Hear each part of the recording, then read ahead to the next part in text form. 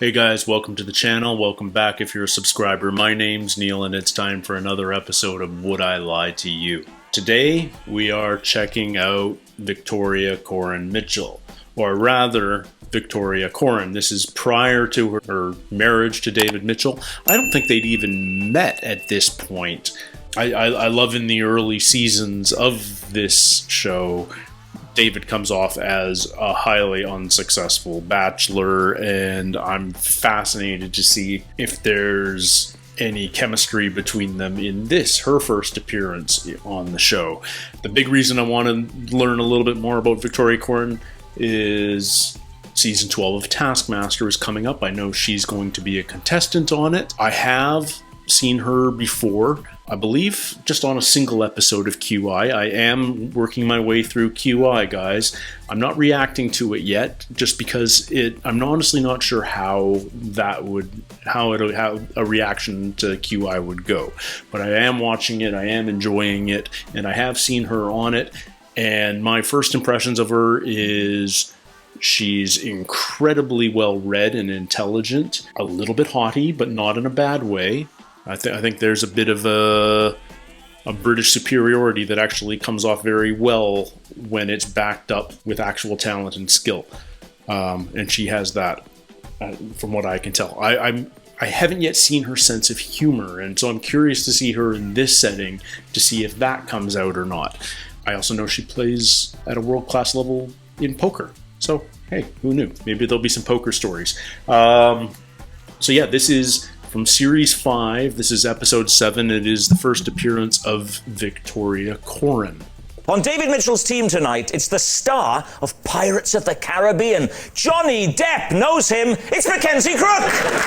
Oh, from The Office. The original Dwight. He wasn't named Dwight, but Dwight was based on him. I think he was in Game of Thrones, too. I will just give you the ingredients, and you can take it from there. Birds, tits, short-haired beavers. Knock yourself out. Chris Packham! The country's most famous Victoria behind Beckham and Station. It's the writer and broadcaster Victoria Coren. All right. And a fine comedian who once starred as the voice of the Welsh Tourist Board. Rhod Gilbert! Oh, I know Rhod. His season of Taskmaster was awesome. He would not give up on Greg.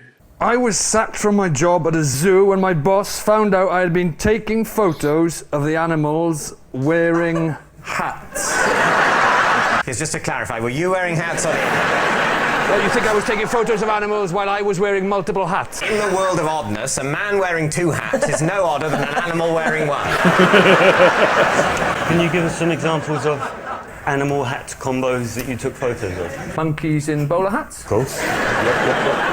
I've done a hippo in a flat cap. He was in the reptile house, but I don't know what he was, but he was wearing a fez.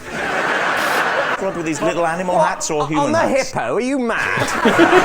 Well, full-size fez is going to just hide the creature. Yeah, so what you're saying is, were the hats to scale?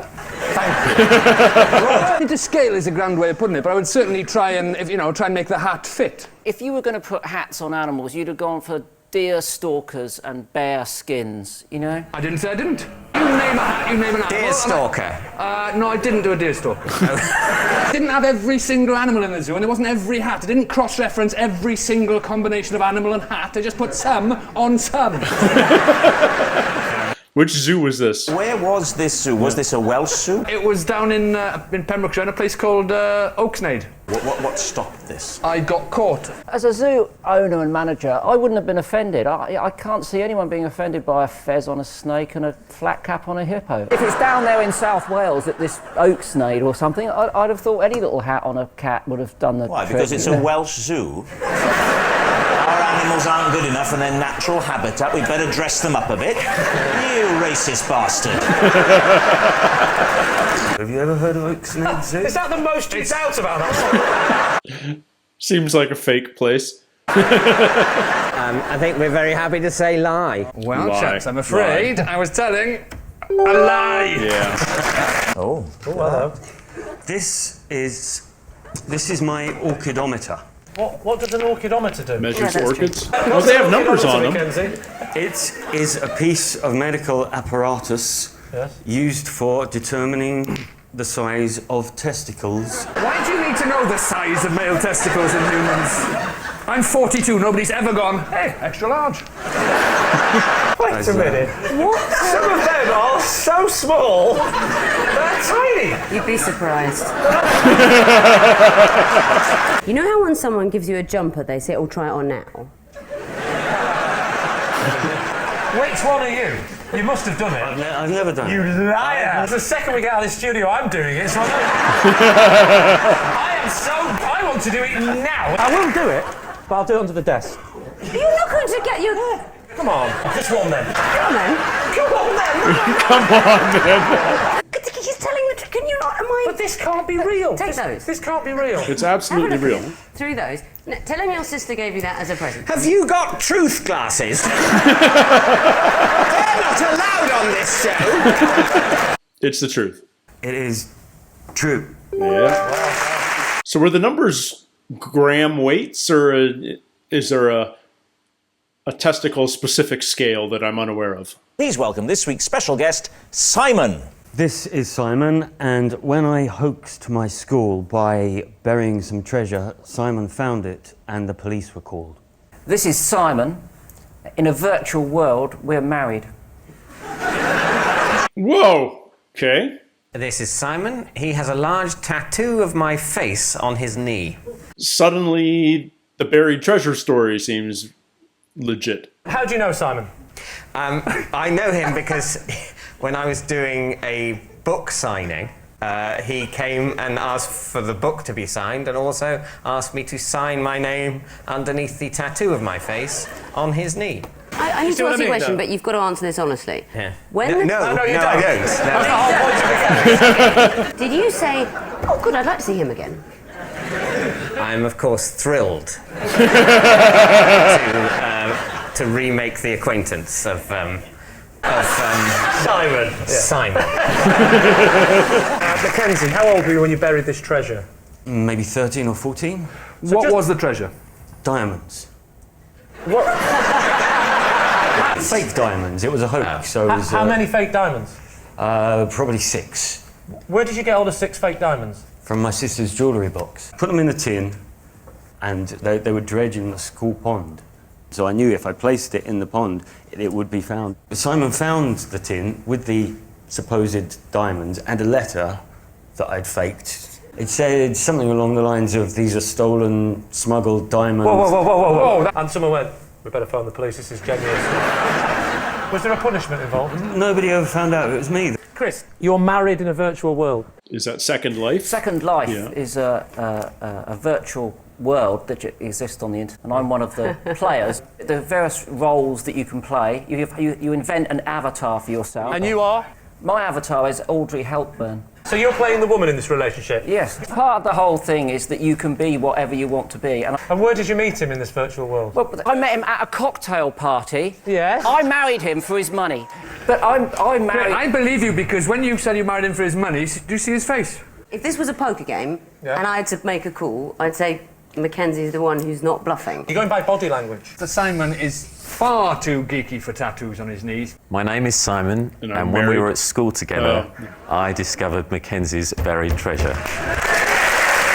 Victoria just seems very proficient at everything she does. I have placed stolen... You don't mind me doing it with an accent, do you?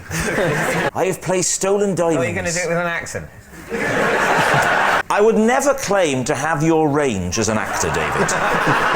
Shall I do posh and repressed, or repressed and posh?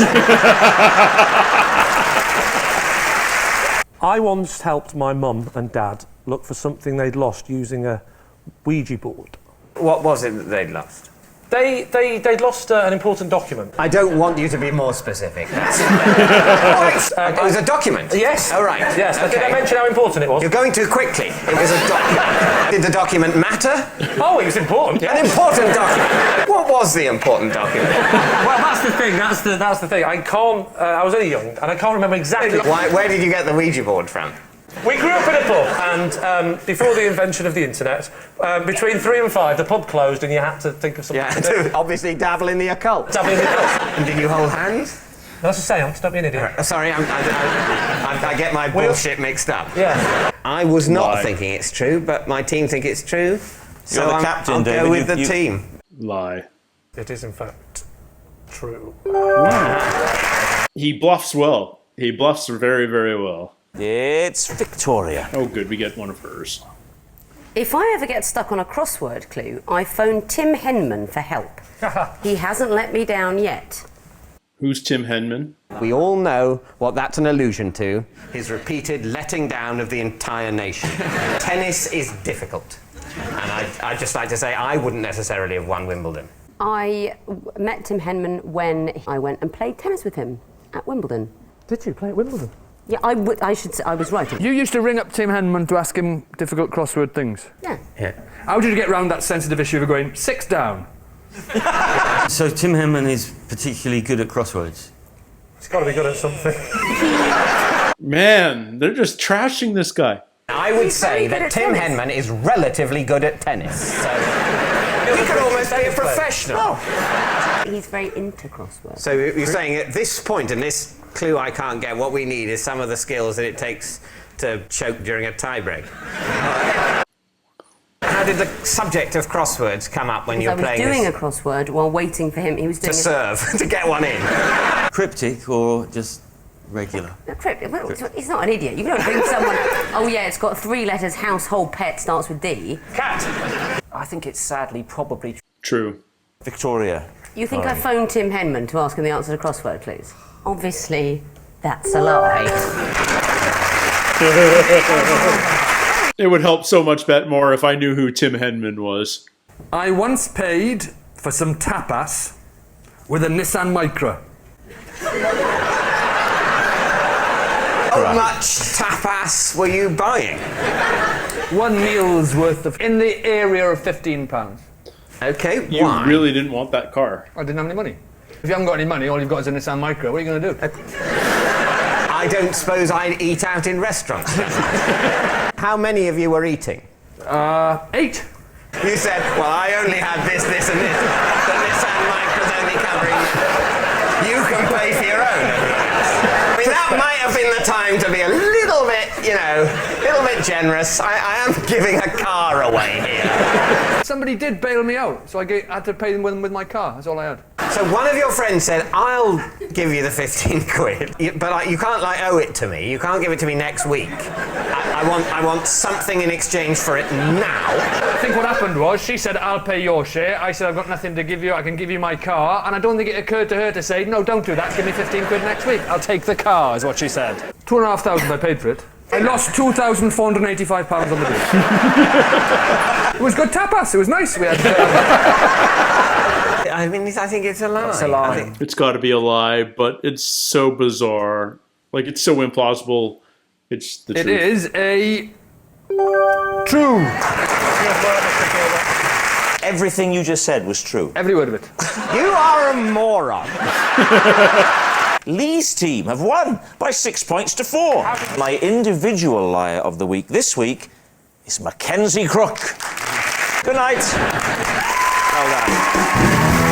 I can see why David's attracted to Victoria. She's lovely. She's very smart. I wish I knew who this tennis player guy is. I've already forgotten his name because it would have made the story more interesting. Because all of a sudden, like, 3 of the guys were just ripping this guy for losing at Wimbledon. It must have been a fresh loss, and the first time a Brit had a chance at walking away with the title in decades or something. Tell me in the comments below. I'm not trying to be insulting, but they certainly were. And then her offense when they thought it was true. Like, why would I call a tennis player for crossword clues? Also, I suspect she's incredibly good at the crossword. I just have a hunch. She just comes off as incredibly intelligent. Good to see Rhod Gilbert. I don't even know how to describe him, but he got on my nerves during Taskmaster, but that's only because he went back to that same joke about the picture of Greg Davis over and over and over again for the opening challenge, the opening tasks, and it just, to me, it got tired, and it never came back to that point. There's that rule of comedy, like the third time is funny, and then after that it's beating a dead horse. But some comedians have found if you beat it 14, 15, 16 times, suddenly it becomes funny again, and even more so. Unfortunately, there's only 10 episodes in a season of Taskmaster. So yeah, it didn't become funny again. Anyway, yeah, really cool episode. I'm glad I know a little bit more about the Taskmaster contestants for Series 12. I feel like I know who Victoria is a little bit now. I also know who Alan Davis is now, since I've been watching QI. And I don't know the other three, but it's nice knowing a couple of names going in, because typically a new series of Taskmaster, I have no clue who anybody is, and it's always a couple of episodes before I've picked a favorite. I might enter Series 12 with a favorite, so it'll be interesting to see if they remain my favorite. Anyway, thank you guys so much for hanging out with me and laughing along. Would I lie to you? It's just a ton of fun, and what I really like about it more than anything is just the fact that it's a bunch of comedians taking the piss out of each other. That's really what it boils down to. The score doesn't matter. It's just about telling hilarious stories and giving each other crap, especially the banter back and forth between Lee and David. Like they're really the highlight and the through story of the show. It's just they play on each other so well, and they're evenly matched. Totally different styles, of course, but they can hold their own with each other, you know, although they've got very different personalities. I think they're the heart of the show. I'm really enjoying that evolving relationship as I see more and more episodes. Thank you guys so much for hanging out with me. I continue to do these every Tuesday and Friday, so until the next one, take care, stay healthy, and we'll see you soon. Cheers.